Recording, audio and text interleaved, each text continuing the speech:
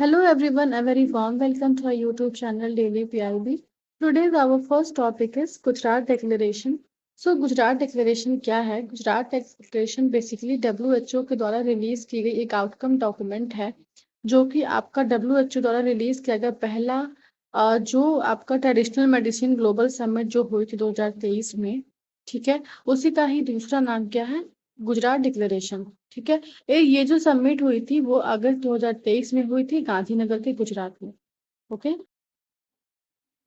the government of India established in March 2022 the WHO Global Center for Traditional Medicine as a knowledge hub with a mission to catalyze ancient wisdom and modern science for the health and well-being of people and planet. Basically, ये जो आपका जो declaration है, this talks about Global Center for Traditional Medicine और एक knowledge hub की तरह जो हमारा एंशियंट विजडम है, जो हमारी पारंपरिक जो बौद्धिक क्षमता थी, मेडिकल साइंस, मॉडर्न साइंस और जो हेल्थ वगैरह को लेकर के उसको कैटालाइज करना।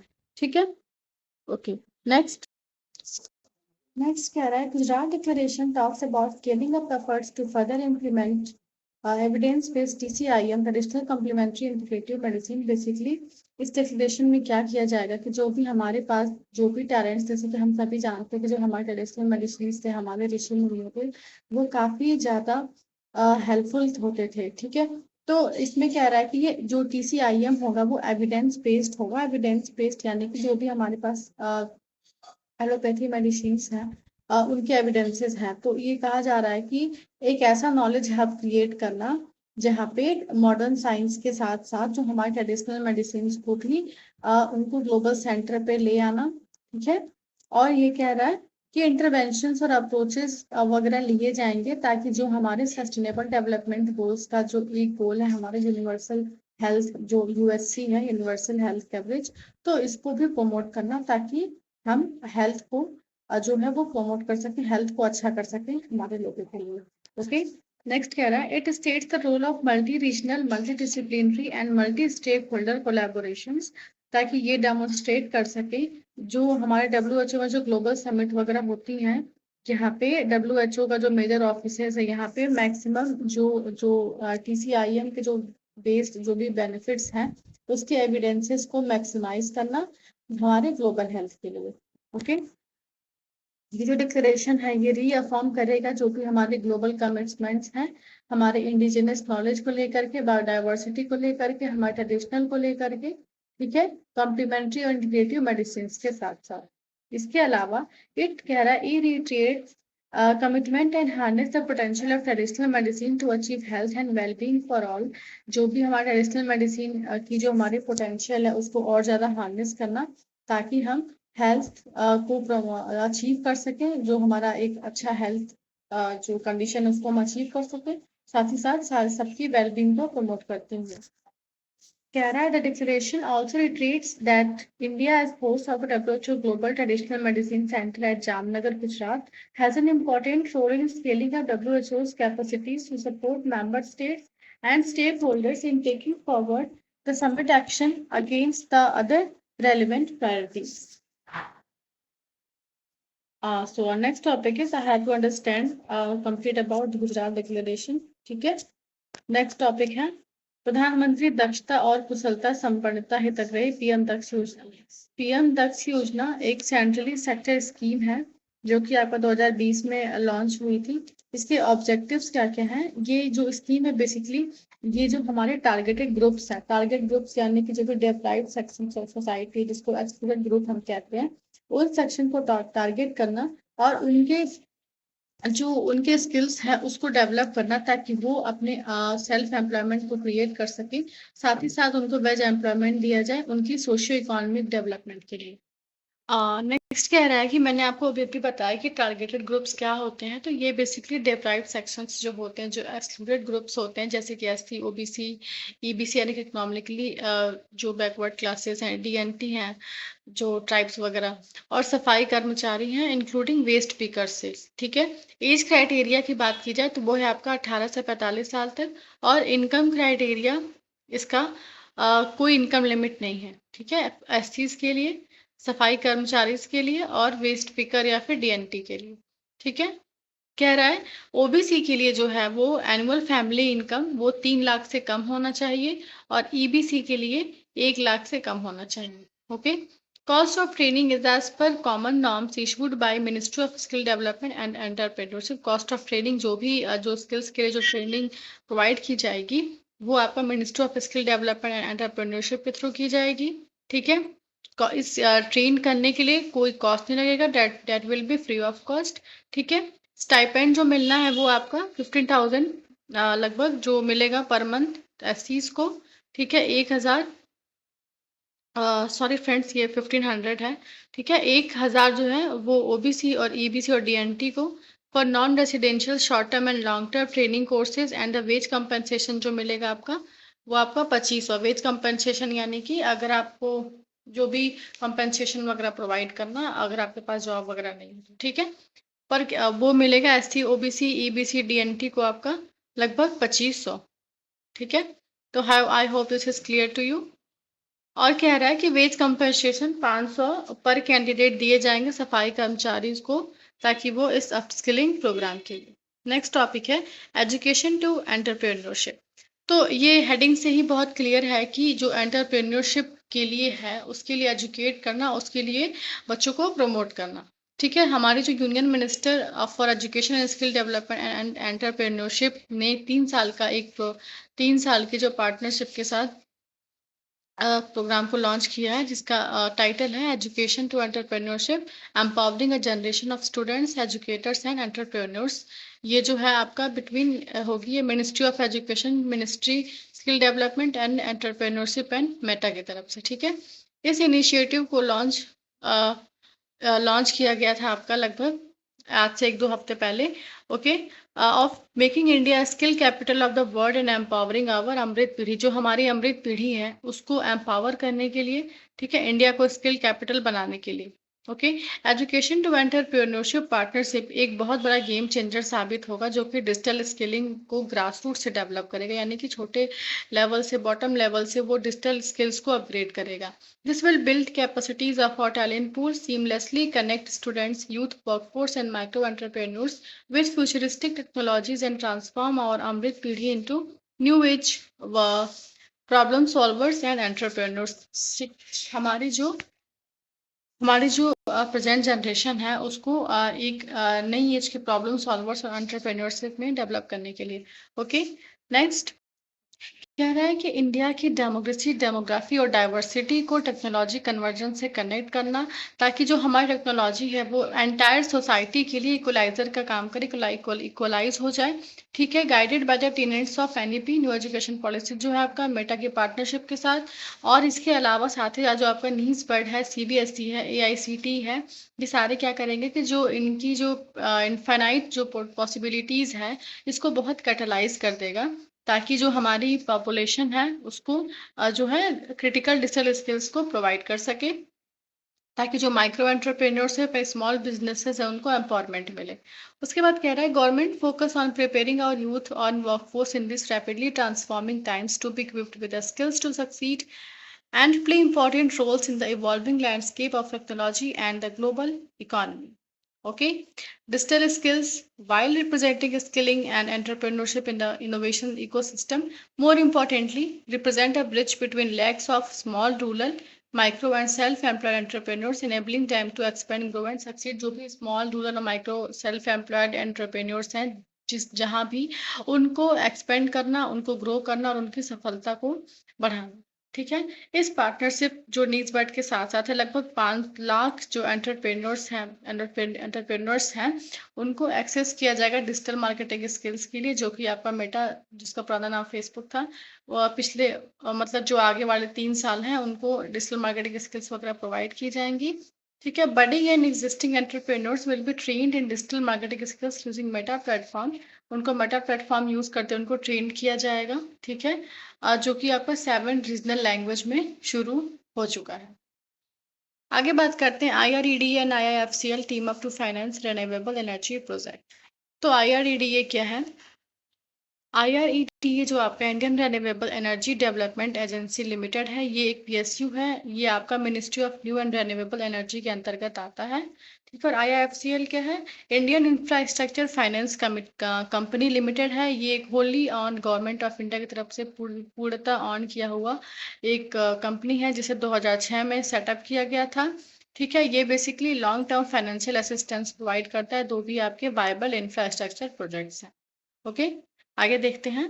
कह रहा IREDA has signed MOU with IIFCL to finance renewable energy project. हम सभी जानते हैं कि हमारी जो हमने अभी 2030 तक का जो रिन्यूएबल एनर्जी का प्लेज लिया हुआ है, उसके लिए रिन्यूएबल एनर्जी को प्रमोट करना कितना ज़रूरी है। तो बेसिकली जो IREDA है वो IIFCL के साथ एक MOU को साइन की है, ताकि वो रिन्यूएबल एनर्जी प्रोजेक्ट को फाइनेंस कर सके।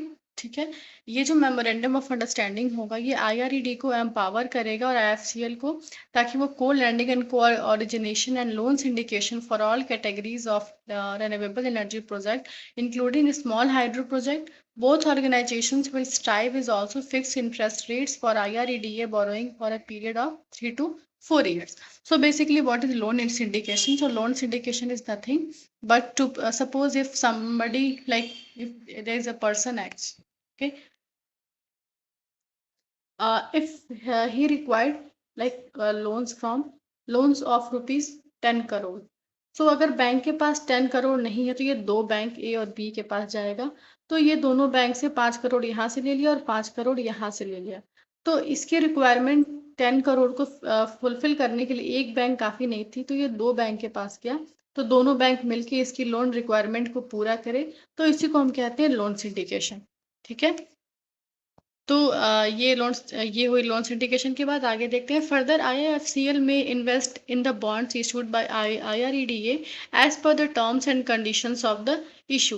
विद दिस कोलैबोरेशन, इस कोलैबोरेशन के साथ साथ जो गवर्नमेंट ऑफ इंडिया है, वो हमारा जो नॉन फॉसिल फ्यूल से जो जो हमें 2030 तक का टारगेट रखा हुआ है, उसको 50% जो शेयर ऑफ एनर्जी उस टारगेट को भी पूरा करने का जो वो मतलब इसके थ्रू कंप्लीट हो जाएगी हमारी 50% तक की जो renewable energy non fossil fuels की थी, वो टारगेट अचीव कर सकते हैं।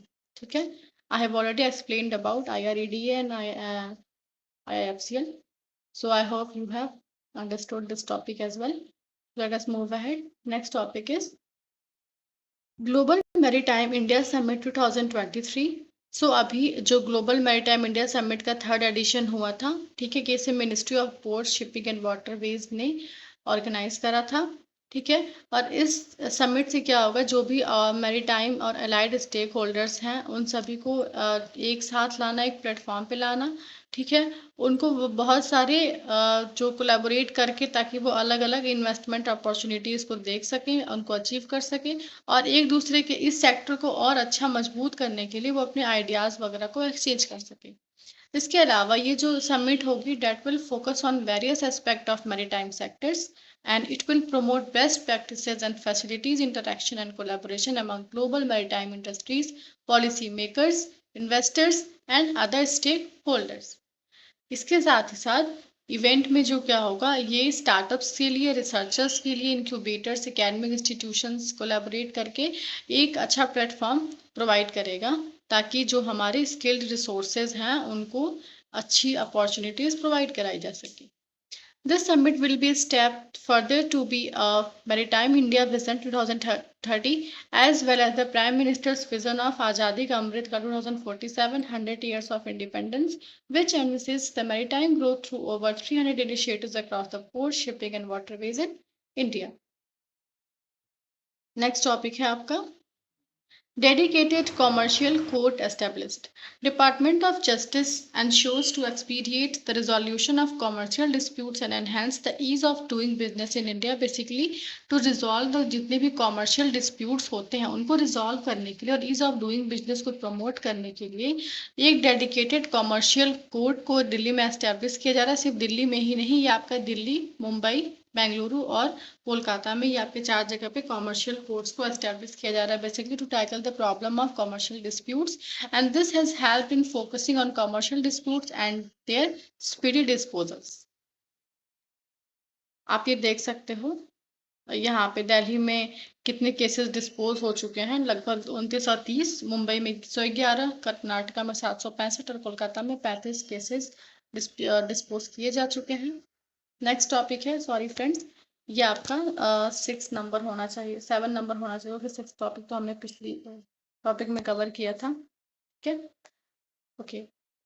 Kerala department of justice launches Nyaya Vikas portal in collaboration with ISRO. आपको याद रखना है, प्रीलिम्स के लिए इंपॉर्टेंट हो सकता है। न्याय विकास पोर्टल जो है वो इसरो के साथ कोलैबोरेट करके इन्होंने इन्होंने इसको बनाया इस प्रोग्राम को। ठीक है, डिपार्टमेंट ऑफ जस्टिस ने लॉन्च किया है क्या, न्याय विकास पोर्टल। न्याय विकास पोर्टल की लॉन्चिंग कौन सी मिनिस्ट्री ने लॉन्च किया, तो आप बताओगे डिपार्टमेंट ऑफ जस्टिस। ठीक है, किसके साथ कोलैबोरेट करके, इसरो के साथ। डिपार्टमेंट ऑफ जस्टिस लॉन्च न्याय Vikas portal, a web portal. ये एक वेब पोर्टल और मोबाइल ऐप है जिसे इसरो के साथ कोलैबोरेट करके बनाया गया है। ये एक सेंट्रली स्पॉन्सर्ड स्कीम है। ये एक्चुअली में जितने भी आपके जुडिशरी मॉनिटर्ड जो न्यूली क्रिएटेड इंफ्रास्ट्रक्चर हैं उनके डेवलपमेंट के लिए है, उनके फैसिलिटीज के डेवलपमेंट के लिए है। ठीक है, और साथ ही साथ जो भी स्कीम के इफेक्टिव इम्प्लीमेंटेशन के लिए भी है। ओके, न्याय विकास पोर्टल के बारे में देखा जाए तो कह रहा है, providing status of newly created judicial infrastructure in the country under centrally sponsored scheme for the development of infrastructure facilities for the judiciary. Okay, तो ये था Nyaya Vikas portal. Next topic is this one is 8th topic. Malaviya mission क्या है? Malaviya mission basically teachers training programme है जो आपका UGC के द्वारा इसको चलाया जा रहा है। ठीक है, इसे यूजीसी ने ऑर्गेनाइज किया गया है मिनिस्ट्री ऑफ एजुकेशन के साथ एसोसिएट करके। ठीक है, Malaviya mission teacher training programme जिसका एम क्या है कि टेलर ट्रेनिंग प्रोग्राम्स देगा, यानी कि जितने भी हायर इंस्टीट्यूशंस हैं वहाँ पे टीचर्स को और ट्रेंड करना ताकि वो और अच्छे से अपनी टीचिंग जो प्रोग्राम है उसको कंटिन्यू कर सके। This program will work for the capacity building of faculty members in higher educational institution. I already told you कि जो higher education के जो faculty members हैं उनकी जो capacity building है उनको और अच्छा करने के लिए है। ठीक है, ये जितने भी लेवल सभी लेवल्स पे जो क्वालिटी ऑफ एजुकेशन है उसको बेसिकली इम्प्रूव करने का इसका लक्ष्य है। ठीक है, ताकि जो उनके टीचर्स को जो टीचिंग मेथड्स हैं उसमें और ज़्यादा एक्सीलेंस ला सके। ठीक है, इसके साथ साथ ये जो प्रोग्राम है ना ये कॉन्टिन्यूअस जो इंश्योर करेगा कि जो कॉन्टिन्यूअस प्रोफेशनल डेवलपमेंट है ना इसको क्या करे कि और डेवलप कर सके। साथ ही साथ लगभग 15 लाख टीचर्स को 111 मालवीय मिशन के थ्रू एक टाइम बाउंड मैनर में ट्रेन किया जाएगा।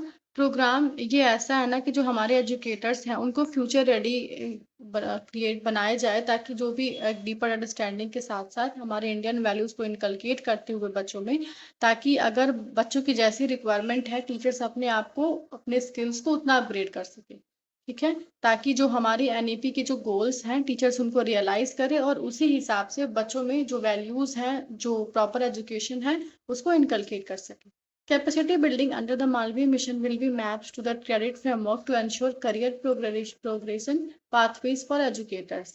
Okay? इसके साथ ही साथ ये जो टीचर्स की जो नीड होगी ताकि वो एक लाइफ लॉन्ग लर्नर्स बन सके, वो उनके इस जो रिक्वायरमेंट है उसको भी वो उनको डायरेक्टली कंट्रीब्यूट करेगी और अपने टीचर्स अगर अपने स्किल्स को अपग्रेड कर लें तो वो बच्चों में भी एक हॉलिस्टिक डेवलपमेंट ला सकते हैं। Okay, next, to facilitate the transformative journey, the UGC has also established a dedicated portal for faculty members to register for the capacity building programs. Transformative journey के लिए यूजीसी ने एक अलग सा भी एक डेडिकेटेड पोर्टल बनाया हुआ है फैकल्टी मेंबर्स के लिए जहां पे वो कैपेसिटी बिल्डिंग प्रोग्राम्स के लिए अपने आप को रजिस्टर कर सकते हैं। तो ये थी हमारी आज की न्यूज़। आज की टॉपिक्स को हमने 8 टॉपिक्स को कवर किया हुआ फ्रेंड्स। अगर आपको ये वीडियो अच्छी लगी तो प्लीज़ इसे लाइक शेयर सब्सक्राइब करना ना भूलें, इससे हमें काफ़ी मोटिवेशन मिलती है और हमें और अच्छा करने का प्रोत्साहन भी मिलता है। तो I hope you like this video. So if you want to get the PDF of this video तो you can simply join our Telegram group. आपको लिंक जो है वो डिस्क्रिप्शन में मिल जाएगी। थैंक यू एंड जय हिंद।